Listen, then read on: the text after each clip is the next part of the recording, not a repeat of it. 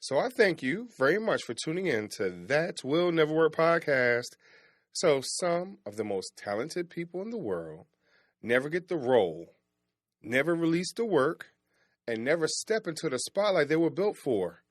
Not because they lack the gift, but because of a voice inside telling them they're a fraud. So our guest today, Dr. Albert Bramante, has spent 2 decades helping artists silence their voice. And today he's here to prove that your inner critic might be just lying to you. Let's talk about it right after this. Educate, empower, enable, impact. Thank you for tuning in to That Will Never Work, an award-winning podcast where we share inspiring information and personal experiences related to business and the entrepreneurial journey from those who are leaders in their respective field. Now, here's your host, author and business coach, Maurice. So, I have a challenge for everyone else that's been listening to this podcast. As you well know, I have more than one. I have 2 other podcasts. And this guest today happened to be on that other, one of the other ones. So if you know that name, be sure in the comments somewhere, let us know what the podcast is, and, reference the episode, and maybe you might get a little free gift. We'll see. But I want y'all to understand that this guest right here, even though you can read his bio, look at other content he's on, but what I'm going to do, I am going to summarize his bio. Insightful, empathetic, credible, grounded, multidisciplinarian, reassuring, strategic, and quietly bold. I thank you very much for listening today, and I want y'all to welcome Dr. Albert to the show. Thank you very much for coming on to the show. Thank you so much, Maurice. It's great to be back chatting with you again. I'm really happy to be here and happy to have a great conversation with you. Sure. So, you stood on both sides of the audition room, as the agent, watching gifted people talk themselves out of their own dreams, and as someone who nearly let his own inner critic stop him from writing his book. So when did you first realize that talent was almost never the thing standing in other people's way? I think it started when I first launched my agency back in 2004, 2005 era. And one thing I really couldn't figure out, and this is one thing that was almost keeping me up at night, was why were so many talented actors who were really good but when it came to actually time to perform, or when it comes time to actually produce, were freezing. When I say freezing, I mean even self-sabotaging. Blowing off appointments, not showing up late, whatever it is. I mean, you're in an industry. We're in an industry. At least, the industry I'm in is very competitive to begin with, ultra competitive and very tough to be in. But yet these actors were actually doing things that were taking themselves out of the competition long before, even the, typical things that make the business difficult. So I was like, why are these actors making it so difficult on themselves? So why would they? And I'm going to say this, because I'm going to speak for myself. I've taken myself out of certain opportunities and situations because, I'm going to be honest with you. I might compare myself with the other people in the room. I've done some really, really small roles here and there. So I had an opportunity. So I understand what that looks like and feels like. And so if you're in a room auditioning for something or reading lines or whatever it is, right? Oh, wow, that person right there, they're killing it. They have really stepped into their role. And so sometimes we don't know our own gift and grace in that space, and so I know for myself, I've kind of played it off but not given my full performance. Even on this podcast, I haven't always given my full performance because you're thinking like, hey, you look at Joe Rogan or, all these other people that seem more polished or whatever, but they're not you. And so how do I not compare myself to those who appear to be so much greater? Mm-hmm. Well, and that's the whole thing too. Well, most of us may not even realize how great we are. Mm-hmm. Yeah, and because we're operating from limiting beliefs, Right. Sort of like what happens in our childhood. The belief systems. This is what I kind of call our BS. If you think about it, our belief systems that are fundamentally holding us back because maybe we believe we shouldn't, be good enough or that we shouldn't try hard. Mm-hmm. Mm. And, or, that, maybe we had our parents who, great intentions, might have set limiting beliefs in us by saying, by, talking us out of things. Right. That we, as children. So that sometimes that voice, that inner voice becomes inside of us all the time. We start to think, well, maybe I am not that good enough. Or maybe I'm not, I don't deserve success. Or I don't deserve to be, wealthy and, or, successful in any capacity. So we talk ourselves out of it. We start talking ourselves off that ledge and come up with reasons as to why this opportunity may not be good or this thing may not be worth our time, not realizing that it's really fear in disguise. So is that fear on our end, or could it be possibly the fear of our parents? Because sometimes the parents don't want to be overshadowed by the kid in some cases. Absolutely. Well, as a child, I would definitely say it would be fear of the parents. If you're a child or teenager, yes. But I think when you're an adult, it becomes their dialogue becomes your inner dialogue in a sense, and you start to inherit that.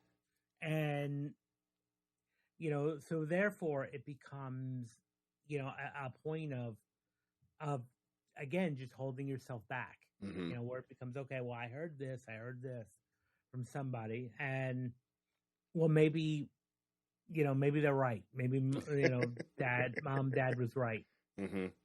And we start talking ourselves out of it, and the fear is anything that's uncomfortable. When we have to make any changes in our lives, whether it's a successful venture, it's uncomfortable because it means that the status quo is going to be changed. Situations are going to be changing, and that can be very uncomfortable. Right. Because any type of change, any type of routine interruption is really going to be uncomfortable. And so we're going to do everything again in our way, because our brain does a fantastic job of protecting us.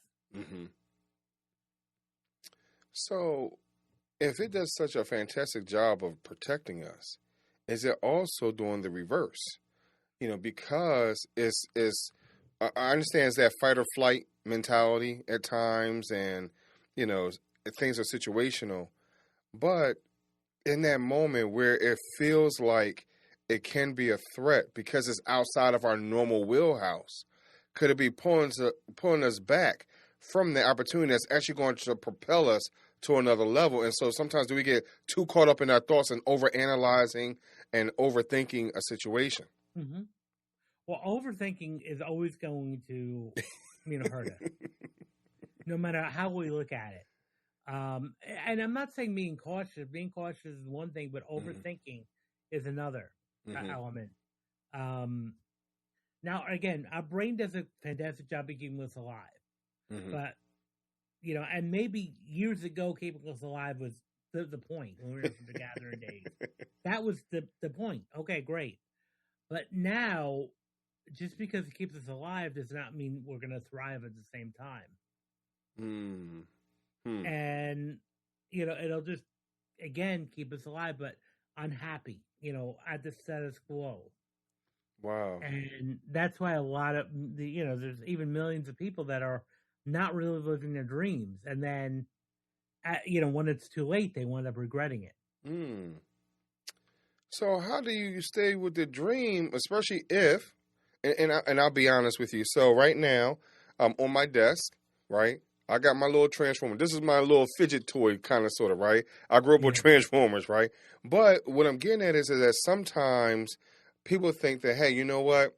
That dream is for kids, right? You need to get yourself together, pull yourself up by your bootstraps, and find something that adults would do, and it might pull you out of that level of curiosity that kids normally have. That sense of adventure that kids have. And so, how do I understand to balance that? Those two things, especially if I keep hearing you need to be an adult and you got bills and all that type of stuff. How do you balance that?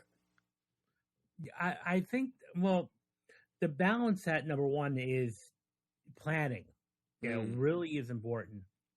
To plan things, put things on a schedule. Make a routine. Like, if you have obligations and bills, put things on a calendar. Like, okay, these bills are due this date and that date. And you plan it out. And all of us have phones, and we can do this. Put it on your Google Calendar. So this way, there's no surprises. Mm-hmm. And you can start planning. Okay, I know this bill is due at this time in the month. I need to start planning to save at this time and budget this. This expense is due, this obligation is due this week. Put everything on your calendar. I mean, we kind of mentioned this even on the other podcast. Is even making time for another person. It should be on your calendar. You're a couple, marriage. Time. Right. Quality time you're sitting for another should also be on your calendar. Mm-hmm. But a lot of times you'll hear people talk about your calendar should be full. You should be working on your craft 24 hours a day, 7 days a week, no breaks, no pauses, no anything. And if you want to be where I am, you need to put in the work. You got to put in the effort. And you see all these YouTube shorts and Instagram reels of people, all that type of stuff. And so how do you compare? Okay, so this is what I kind of call the bro marketing, type. Where, you've got to hustle this and hustle that. I'm like, well, great. What are you doing? And I see this, live your best life, but, buy my course for $500, or $1,000. Right. I'm like, well, that's how you're making your money, by selling your courses, by, creating this thing. I do believe in hard work, and I advocate hard work, and I advocate doing one or two things each day to elevate your career. But I also am a big fan of balance, a big fan of being human, big fan of decompression, and self-care. So again, this is where we have to kind of segment things. Okay, this amount of time is going to be for my work. This amount of time is going to be for my personal time. My self-care, my children, my spouse, whatever it is that you have, you make the time for that. And that should be non-negotiable. Your health, your physical and mental health should always be non-negotiable in any type of situation. Wow. Because again, if you're not healthy, no matter what type of work you're doing, you're not going to be productive. You're not going to be helpful. So when I see this hustle culture, I have to, moderately, disagree and agree at some point too. Okay, yeah, hard work is important. Yes, you need to, kind of always be, proactive, but at the same time, self-care is extremely important. It is. Well, so there's something that you mentioned, being human, and sometimes we don't understand what that really is. And I think part of being human is being able to see a situation and be able to pivot in the moment. Sometimes we get so caught up in the goal, or and that it has to be a straight line. Not understanding, like, hey, there might be a moment where we might have to pivot over here real quick just to adjust, but it doesn't mean that the goal has changed. And so how do we adjust that idea of pivoting in the moment, i.e. staying human, because everything can't be perfect in a straight line? Well, I nothing's going to be perfect. And this is where planning comes in. And being prepared. Preparation is key, because as we know, things are always going to go wrong, and haywire at times. Right. So the key is being prepared. Preparation is key. Anticipation, what could go wrong, and what backup plans do you have? What contingency plans, in a sense? What can you do to prevent that, or to at least plan for that to happen? A lot of things can go wrong, know, and I think having that plan, and I'm not saying that we have to walk around being, skeptical and fearful, right, and not doing anything, but having a preparation. So when things don't go as planned, you're not, we're not frazzled. We're not going to be completely, out of touch, or out of commission because something went wrong. So planning. Again, having, a coach or someone that can walk through this. Business coaches are great because they can help you plan and see things that maybe you're not seeing. Okay, this is what could happen if this happens. Right. And the more prepared you are, that even when you do get those hardships, setbacks, you'll bounce back from them. You'll be more resilient rather than, spiraling. So how do I do that without feeling like I'm not good enough? Because, again, that idea of pivoting or maybe those slight adjustments can also appear that, hey, it veers me off of my goal. Like, let's say, for an example, I have a goal of December 1st that I'm going to do X, Y, and Z. I'm going to be the greatest actor there ever could be. But I didn't adjust for how many pages are in this script or whatever the situation might be. And so now I don't feel good enough. So how do I deal with that? Well, we have to revise your goal. When I would see a problem when somebody says, I want to be the best actor ever. Compared to who? And, now what a good goal would be, I want to be a better actor. Let's say today is, July 28th. I want to be a better actor December 28th than I am now. That's more realistic than to say I'm going to be the best actor ever, because again, you're setting a goal that's too lofty and too high. And I would say, when you compare yourself, because the big thing that we do, all of us, is we compare ourselves to other people, right? Social comparison, and this is why doom scrolling on social media can be detrimental, because we see all this success happening. Right.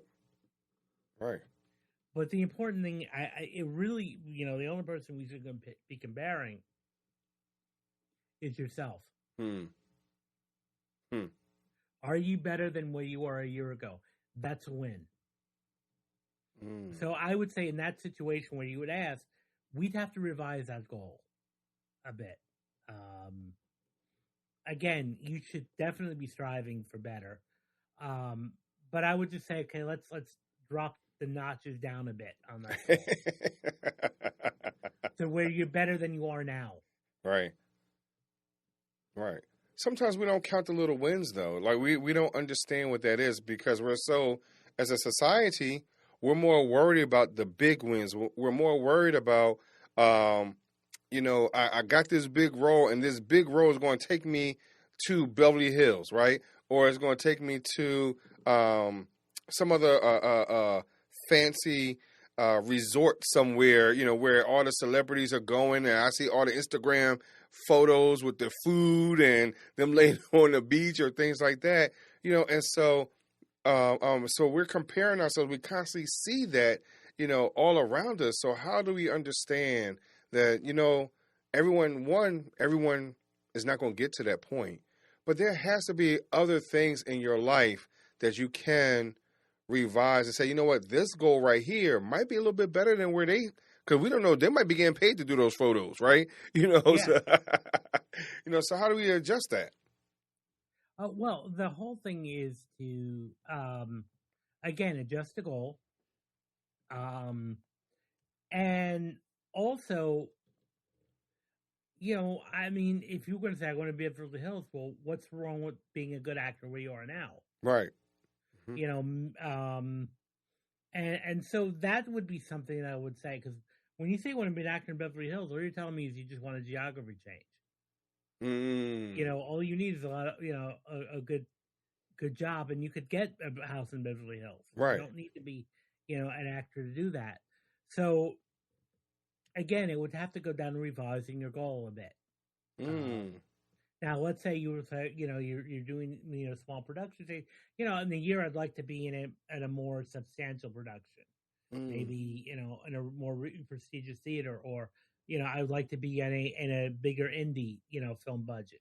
And then you could start setting your goals there, on that level. But again, it's all about kind of like, smart goals. And I talked about this even in my book, where it's, the SMART goal process. There's something that you mentioned when you heard my example. You said it just sounds like maybe it's just a geography change. And that is it's funny that you said that, because my wife and I, we had a conversation just about, every now and then, let's figure out, maybe we need to go to this park over here just to get inspiration. Maybe we need to go, just see something different, hear something different, so you never know what that inspiration is going to be. So how important is something as, and I'm talking about something free. I'm not even talking about something that has to be paid, right? But just how important is just that little slight viewpoint of seeing something different, feeling something different, hearing something different can make a change. Absolutely. Hearing something could make a huge difference on things. Just, hearing a new perspective on something. That alone could be, an amazing thing. Right.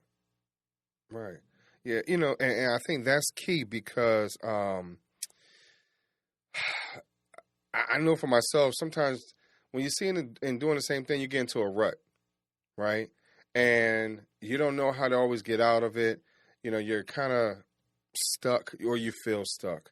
And I know I've had to do some other things outside of the norm, or what appeared to be outside of the norm, in order for me to get my mojo back, to say the least, right? Yeah. And so in that, for those individuals who also feel the same way, where they're not sure how to get their mojo back, Albert, or what the feeling is, where can he find you and your information? Say, you know what, Dr. Albert, I need to get back on the flow. I need to get back on track. I need to understand what planning really is. Where can he find you and talk to you about those type of things? Well, you can go to my website, albertbramante.com. You can find me on social media. Just look me up, Albert Bramante.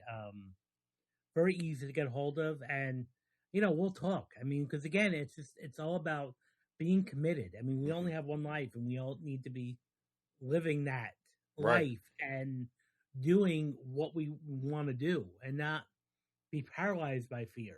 Again, nothing wrong with being cautious and being, a healthy sense of skepticism, but we all need to be living our truest potential. You're right about that. So, but I thank you very much for coming onto the show today. Now, Dr. Albert, I have to ask you the question. I got the world famous question I ask everybody, right? So, would you rather choose 3 doors or a fork in the road? That's a very good question. It would really depend upon my options. I'm kind of thinking the 3 doors, because with the fork in the road, that I only have 2 options, whereas the 3 doors, I have 3 options to choose from. And I'm going to assume that, all 3 of the doors have something, and, that I'm going to enjoy. So I would definitely go with the 3 doors, because at least I have a better, at least 3 different, options and 3 chances of something good, rather than just 2. So. Cool. So remember I told you in the green room that I've heard some very interesting responses. So some people said the doors are glass, so they already know what's behind it. The doors are open. One person even told me there's a 4th door, Okay. That's creativity, yeah. Right. But I appreciate you coming to a show and sharing with us today. Yeah, no, I appreciate you having me on. I really do. No problem. And I thank y'all very much for listening to That Will Nevr Work podcast. But before I let you go, I have to end it off with a challenge. I want you to do the thing you've been not ready for. Send the submission, book the audition, publish the post. Take one action this week that's specifically because the voice that told you not to, was it really lying to you? And I guarantee it was. I thank you very much for listening today, and I'll talk to y'all just a little bit later. Thanks for listening. Follow Maurice Chisholm on social media to stay connected and check back weekly for new episodes. Until next time, that will never work. Or will it?